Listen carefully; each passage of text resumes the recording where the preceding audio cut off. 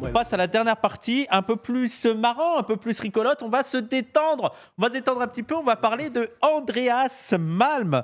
Tout le monde déteste Andreas Malm. C'est la question qui est posée. Est-ce que Andreas Malm est le fou du bus tel qu'il est présenté par l'univers médiatique et politique français? C'est une figure très controversée.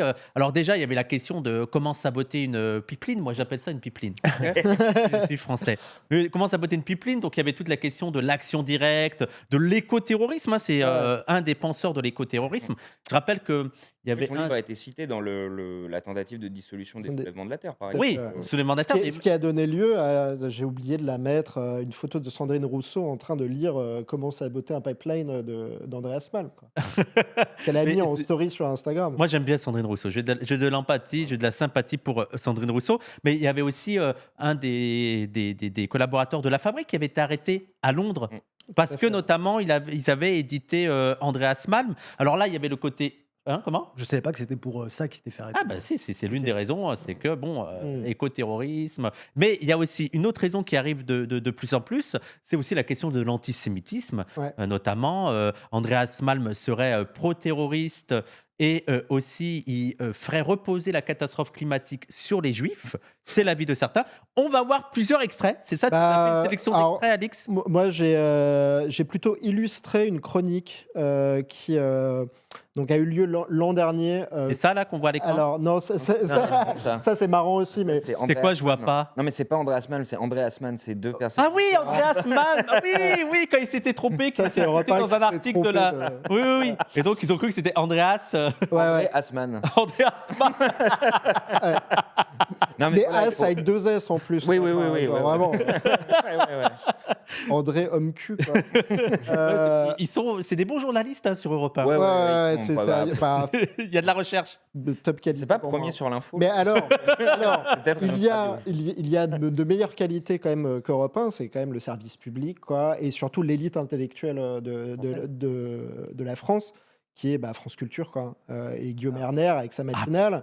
Je ne sais pas si vous écoutez la matinale de Guillaume Erner. Moi, personnellement, je m'inflige ça tous les matins pour me tenir au courant. Attends, c'est vrai? Oui, c'est vrai. Tu quasiment, parfois je le loupe. Faut pas faire ça, hein. Moi, je le fais aussi, ça me rend de mauvaise humeur dès le matin, quand même. Ça t'écoutes quoi, France Inter? Mais j'écoute pas la radio déjà. Ouais, ça te donne une température un petit peu de ce que pense la bourgeoisie culturelle française, quoi. Mais avouez. Dès le matin. Après, dès le matin, et puis il y a souvent Richard Malka qui est invité. À 6h du matin jusqu'à 9h. Et t'es debout, toi? Des invités de qualité. Non, pas à 6h du matin.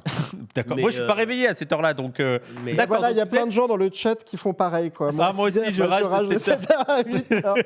Voilà. D'accord. Mais moi, j'ai plus Height Watch sur CNews que sur. Mais ok, ça nous style. Il y a quand même dans la matinale de France Culture l'édito de Jean Lémarie. Incroyable. Qui est certainement l'homme le plus mou de France, et dont Usul a dit à propos d'un édito qu'il avait fait, je sais pas, dans une revue de presse d'Usul, il dit bon bah là l'édito de Jean Lémarie impeccable comme d'habitude. et là vraiment, enfin je me suis dit le journalisme est une maladie mentale, c'est pas possible, c'est pas possible autrement. Usul et France Culture, c'est un problème. Ah bah ouais. Mais donc j'ai illustré une chronique de Guillaume Erner, son humeur du matin de l'an dernier, c'était en janvier dernier, en plein génocide. Si on peut avoir la vidéo judéo-saine, donc il parle d'Andreas Malm. Ça, c'est une folie. h57 sur France Culture, l'heure de votre humeur du jour, Guillaume. Aujourd'hui, est-ce que c'est la fin du Judéocène? De la Judéocène? Bah oui, ça devrait vous intéresser, Alexandre, parce que vous êtes un scientifique. Alors la Judéocène, vous savez, c'est comme l'Anthropocène. L'Anthropocène, c'est la manière dont le genre humain dévaste les écosystèmes. Mais il y a mieux, ou plutôt pire, la manière dont le genre juif dévaste la planète. Si la paix revient au Proche-Orient, ce qui est loin d'être fait quand même, c'est peut-être le début du commencement de la fin, donc de la Judéocène. Alors j'imagine le désespoir des théoriciens de la Judéocène, ceux qui expliquent depuis des décennies que tous les malheurs du monde viennent de cette petite région du globe nommée Moyen-Orient et plus précisément Israël avec la question israélo-palestinienne. Et si vous pensez que je délire, eh bien prenez l'exemple de Francesca Albanese, rapporteuse spéciale des Nations Unies, qui a établi un parallèle entre les incendies de Los Angeles et la situation à Gaza. Je la cite, les feux qui brûlent en Palestine et à Los Angeles aujourd'hui sont les symptômes d'une même maladie, un système qui privilégie le profit aux personnes. Une ressucée des théories d'Andreas Malm, l'écologiste, qui évoquait déjà la manière dont le 19e siècle était marqué par 2 événements majeurs en matière de catastrophe écologique, l'exploitation du charbon et l'idée sioniste, censée assurer la mainmise occidentale sur les ressources du sous-sol moyen-oriental. Alors aujourd'hui, je forme des vœux, comme toutes les femmes, tous les hommes de bonne volonté d'ailleurs, pour que la guerre à Gaza, mais aussi en Israël, s'arrête, pour que les crimes de guerre commis par le gouvernement Netanyahou soient jugés, pour que les atrocités perpétrées par le Hamas soient dénombrées, sans oublier les actions des Houthis et du Hezbollah. Je forme également des vœux pour que la notion de judéocène soit disqualifiée ou prise pour ce qu'elle est, l'une des ultimes métamorphoses de la haine des Juifs, une haine qui passe aujourd'hui pour vertueuse, comme l'a dit Eva Illouz, mais qui est à la géopolitique ce que la métaphysique est à la physique, non pas une approche rationnelle des malheurs des hommes, mais une vision religieuse, mystique, qui a trouvé son point G, le point G comme guerre à Gaza, et simplifie tout pour servir une cause en prolongeant l'aveuglement. Car s'il y a une certitude au Proche-Orient, c'est que cette région souffre d'un trop-plein de métaphysique, trop-plein de Dieu, y compris au cours de la Judéocène. Mais Les matins de France c'est Culture. un délire. Ça, t'imagines, tu te réveilles, t'as ça. Quoi. C'est un Moi, je suis délire. incapable de faire ça. Quoi. Et vous voulez me faire croire qu'il y a des gens, ils écoutent ça, ils te disent c'est une bonne chronique. Mais, Bah, moi, je pense qu'il a vraiment très bien lu le livre de Malm. Quoi. Mais on n'a pas lu le même, par contre, je pense. Oui, je tiens à rassurer quand même.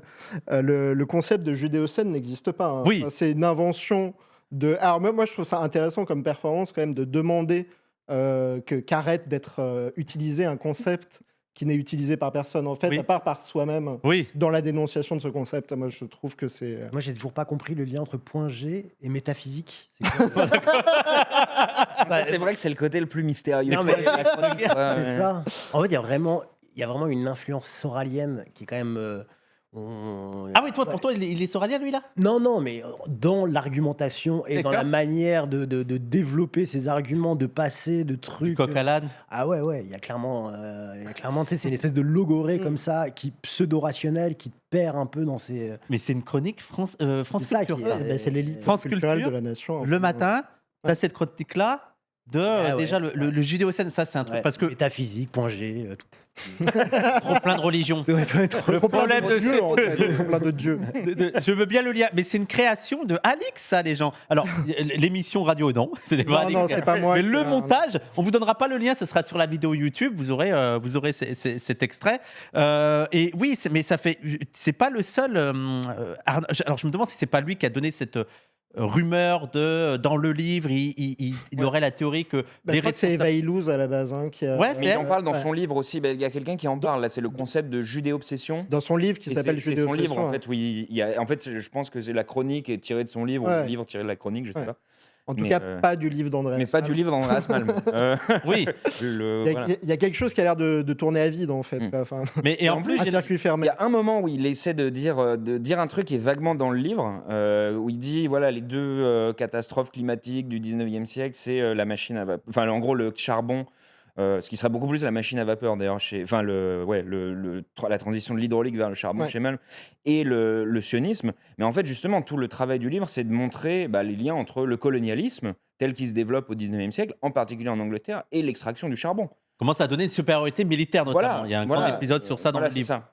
Et en fait, il n'est pas du tout question de. C'est pas les Juifs. Il n'est pas du tout question des Juifs, quoi. Enfin, c'est. Ouais. Mais et en plus, Enfin, il n'est paranoïaque, question des quoi. Juifs que pour les colons, en fait. Enfin, Ouais. que pour les Européens. Ouais, ouais. En fait, mais d'ailleurs, justement, Qui voient quelque chose d'intéressant stratégiquement au Ouais. projet sioniste pour leurs Ouais, intérêts ouais. dans la région. Et justement, tout l'effort du livre, c'est de montrer les efforts de colonisation de la Palestine, Ouais. avant même que le projet sioniste se forme, et la manière dont ce projet-là s'appuie sur l'émergence des énergies fossiles et du charbon, en l'occurrence, dans cette période-là. on parle quand même d'un mec, Guillaume Erner, qui au lendemain de Ouais, l'investiture incroyable. fasciste de Trump n'a rien trouvé d'autre à faire qu'une chronique sur l'étrange chapeau de Melania Trump. Alors qu'il y avait Musk qui avait fait un salut nazi. Ah ouais. Je viens de voir que quelqu'un, Megdout Pierce, parle dans le chat de l'émission chez Schneiderman. Oui. Où Schneiderman avait invité Erner. Effectivement, je recommande cette émission. Enfin, vraiment, c'est incroyable, quoi. Non, mais- Et à un moment donné, il l'interroge là-dessus. Il dit, mais en fait, vous écrivez un bouquin sur sur ce que vous appelez la judéo-obsession, qui chez Erner est à la fois un peu l'antisémitisme et la fascination des juifs, quoi, en gros. Qui est un sujet intéressant en demeurant. Mais donc, vous ressassez ça, vous condamnez, enfin, vous voyez de l'antisémitisme partout à gauche, etc. Là, il y a l'investiture du président américain. Il y a quelqu'un qui fait un salut nazi sur scène. Le lendemain, dans votre humeur du jour, vous parlez du chapeau de Melania Trump qui est ridicule, démesuré. Enfin, Et c'est lui qui avait quand même Je suis Charlie avec Charlie Kirk.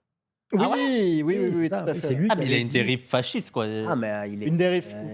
Ouais, je sais même pas. Après, il est très assez. bête aussi, hein, mais... Je pense Ouais. que oui, il est un peu bête, mais aussi il est assez symptomatique, je pense, qu'aussi d'une certaine bourgeoisie culturelle, tu vois, qui sait pas où elle va. Et je pense que il y a Non, c'est clairement, clair. ouais, il est, on en rigole, mais c'est quand même, à mon avis, le symptôme de quelque chose Ouais. dans une certaine catégorie française.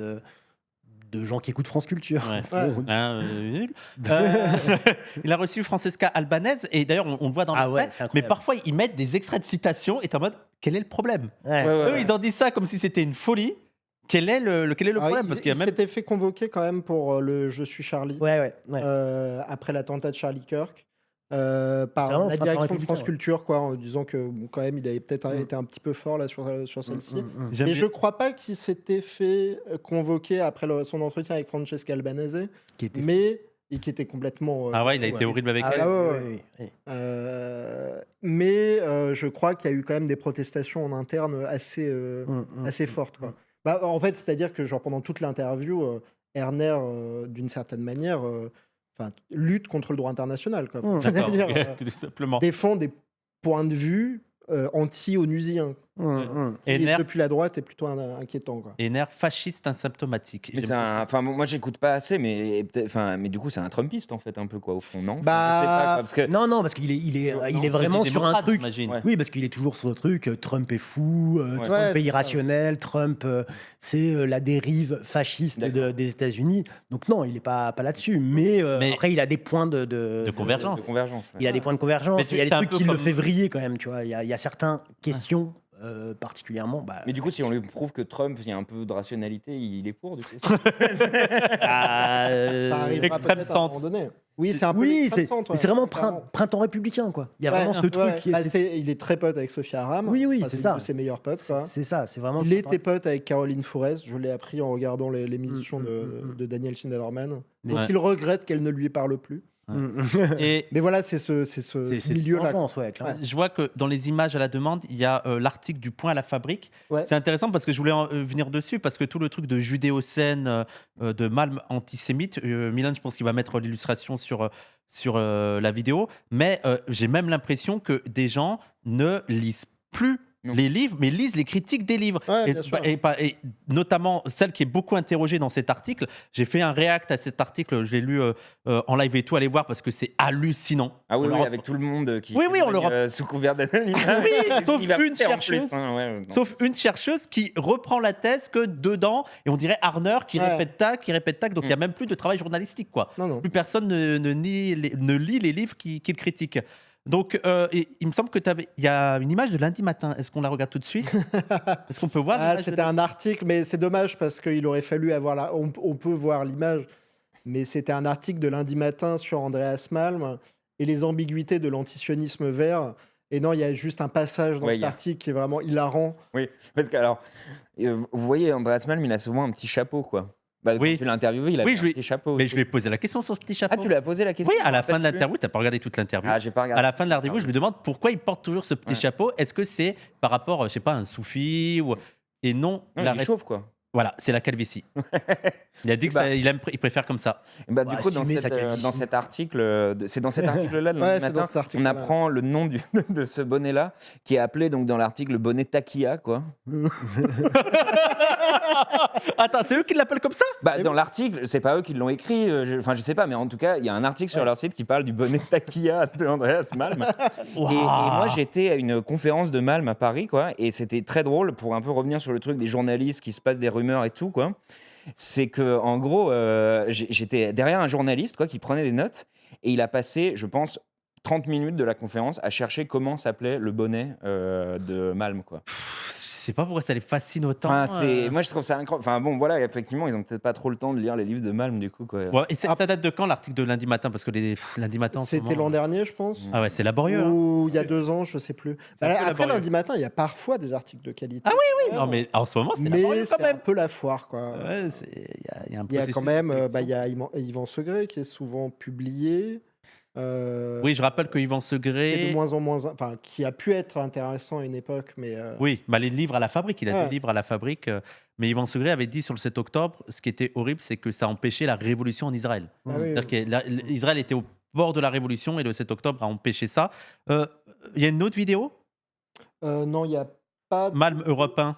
Ah oui, je ne suis pas sûr que ce soit indispensable. Non, mais peut-être, du coup, on peut dire pourquoi on a mis ça. Ouais. C'est parce que, en fait, la semaine prochaine, on se retrouve à Paris, donc le 18 à Paris et le 20 à Marseille, pour discuter justement un texte qui vient du fameux livre de Malm, quoi, pour la Palestine comme pour la Terre. Donc, si vous voulez être un peu plus savant Merci. que Guillaume Erner sur le sujet, avoir un peu plus une idée de ce qui se passe dedans, même si on va pas lire tout le livre, je pense que ça donne une meilleure idée que ce qu'il y a dans cette...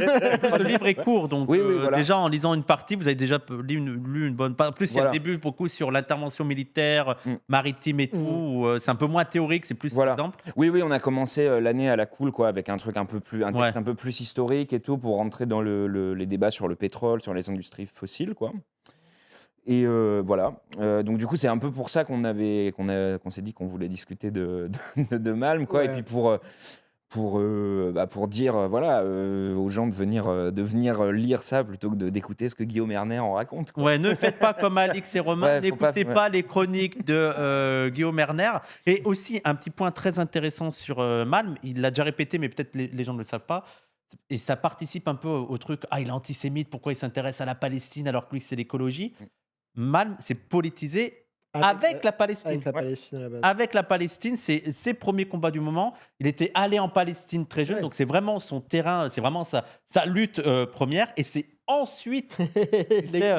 Quelqu'un a posté l'extrait là, exhibant ses biceps musclés et apparemment coiffé d'un bonnet de prière taquilla. Mal Waouh, mais annonce. qu'est-ce que c'est? Qu'est-ce que c'est ce truc là? Mais c'est une folie là. Ouais, c'est un truc C'est une de folie.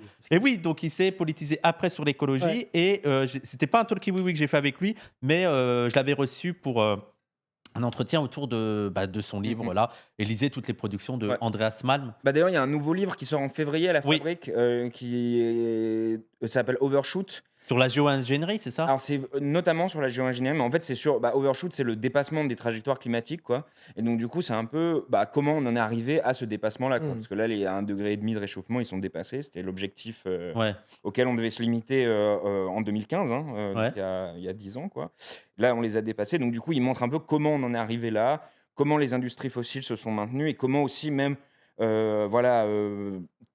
intellectuellement on a rendu ça possible, quoi. Ouais. Donc Mais c'est- il me semble qu'il y a une stratégie, notamment très intéressante, très intéressante, à analyser des capitalistes où ils ont intégré la question de la catastrophe climatique, mais la manière de gérer ça, c'est dire vous inquiétez pas, la géo-ingénierie. voilà. Ouais. Voilà. Alors, On va c'est régler une des ça so- comme c'est ça. une des solutions. Il y en a Ouais. d'autres, par exemple la capture de carbone, quoi. Ouais. Ça vise à dire, par exemple, voilà, on peut dépasser les émissions possibles, quoi. Mais on va développer des technologies qui vont recapturer le carbone. Mm. Donc du coup, c'est pas grave en fait si on dépasse Ouais. le seuil de réchauffement. En fait, Mais- ça va se régler après. Et souvent, ça n'a absolument aucun sens. Enfin, moi, je me souviens qu'il y avait eu des projets de capteurs de carbone qui étaient sponsorisés par Pepsi ou par Coca, je ne me souviens plus. mais avec l'idée de genre réinjecter ça en fait dans les bouteilles, ce qui n'a absolument aucun sens. C'est-à-dire qu'en fait tu laisses le CO2 dans l'atmosphère en fait. Est-ce que les gens vont le roter, le péter, enfin que sais-je. Et en fait, il faudrait l'emprisonner dans le sol après l'avoir capté pour que ça ait un intérêt en termes de. Il y a notamment il y a une technique comme ça qui est la plus prometteuse dans ce champ-là. Mais le livre, il est fascinant en overshoot quand il sortira. Tu l'as déjà lu ? Je l'ai lu en anglais quand il est sorti l'an dernier. Quoi. Ok. Il y en a un deuxième qui sortira aussi, là, qui est sorti en novembre en anglais, qui ressortira, je pense, plus rapidement en français. Ouais. Mais À la Fabrique aussi ? Ouais, les deux à la Fabrique. Les deux sont très complémentaires. Moi, j'ai arrêté de lire La Fabrique là depuis que j'ai su qu'ils avaient censuré un auteur. De toute façon, il y a une dérive radicale chic, quoi. Ça fera l'objet d'un prochain. Vous en discutera un de ces quatre. Oui, carrément. Je sais pas, les gens ont un petit peu suivi cette polémique, mais il y a un marxiste qui est d'ailleurs souvent invité sur le café marxiste, qui critique. On en discutera pendant l'émission Théorie du complot. Voilà, voilà. qui critique certains courants marxistes, notamment l'école de Francfort, mais aussi Herbert Marcus et tout. En mode, ils sont financés par la CIA. Voilà. Mais on en rediscutera une autre fois. Donc, on rappelle avant la fin de cette émission. Paris, c'est le rendez-vous du groupe de lecture, c'est dimanche prochain. Ouais, c'est ça. Oui, t'as mis 18 janvier. Dimanche prochain. Oui, c'est ça, non? Ah oui, on est en janvier. On est en janvier, ouais. Oui. On est en 2026 aussi, oui. Donc, dimanche 18 janvier de 17h à 19h à The Wrong Side. Tout à fait. The Wrong Side qui est maintenant votre petit QG. Ouais. Voilà, ça va être là normalement pour les mois suivants. Vous allez discuter de mal, mais là, c'est le cycle sur le pétrole. Pétrole, l'environnement et sur tout. le sable. Il y a une limite de place à l'event de Paris ? Non, il y a plein de places. Là, justement, c'est ça l'intérêt du nouveau lieu, il est énorme. Quoi. Alors, il n'y a pas plein de places parce qu'il n'y a personne à nos événements, il y a plein de places parce que c'est grand. Et n'hésitez pas aussi à consommer là-bas pour soutenir le bar. Et Marseille, c'est le 20 janvier de 18h30 à 20h30. Et il faut venir sur le Discord. Et je rappelle, encore une fois, avant qu'on se quitte, de rejoindre le Discord de Ligne Anti-Impérialiste, ne serait-ce que pour avoir les rendez-vous, mais aussi si vous n'êtes ni à Paris ni à Marseille, pour participer aux discussions, aux débats, et pourquoi pas, à l'avenir, peut-être créer des groupes dans d'autres villes. Est-ce qu'il y a un dernier point à rajouter ? C'est cool. Et on soutient André Asmalm ou pas ? Ah bah ouais. Oui. Et André Asmalm. André Asman, encore plus, moi je suis fan, quoi. Je lis tous ses livres, André Asman. Merci beaucoup tout le monde, merci beaucoup. Merci aussi à Milan à la réalisation. Merci. N'oubliez pas de soutenir avec les liens en description pour qu'on puisse continuer ce genre d'émission. Salut tout le monde. Salut. Salut.